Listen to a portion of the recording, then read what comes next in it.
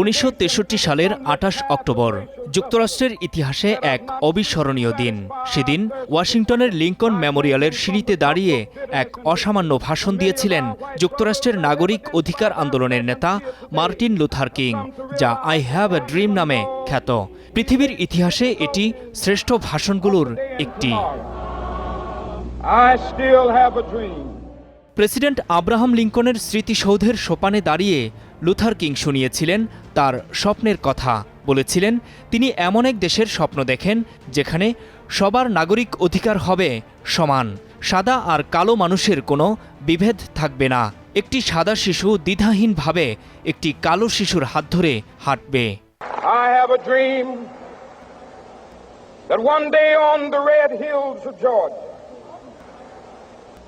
the sons of former slaves and the sons of former slave owners will be able to sit down together at the table of brotherhood. I have a dream. দীর্ঘ 17 বছর নির্বাসিত জীবন শেষে ফিরলেন তারেক রহমান। এমন এক সময় তার দেশে ফেরা যখন রাজনৈতিক অঙ্গনে নেতৃত্ব শূন্যতা, প্রশ্নের মুখে দেশের গণতান্ত্রিক উত্তরণ, সমাজ হয়েছে বিভক্ত। দেশের সবার অধিকার নিশ্চিত করার স্বপ্ন দেখেছিলেন লুথার কিং। তারেক রহমানের পরিকল্পনাও কি তাই?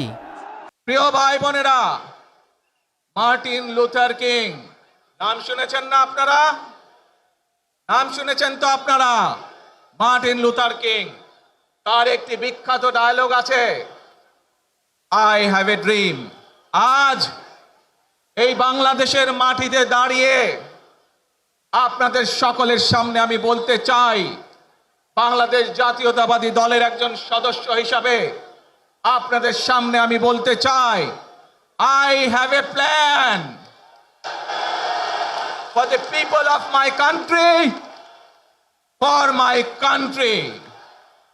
আজ এই পরিকল্পনা দেশের মানুষের স্বার্থে, দেশের উন্নয়নের জন্য, দেশের মানুষের ভাগ্যের পরিবর্তনের জন্য। তারেক রহমান বললেন, প্রত্যেক মানুষের সহযোগিতার মধ্য দিয়ে তার এই পরিকল্পনা বাস্তবায়ন করা সম্ভব।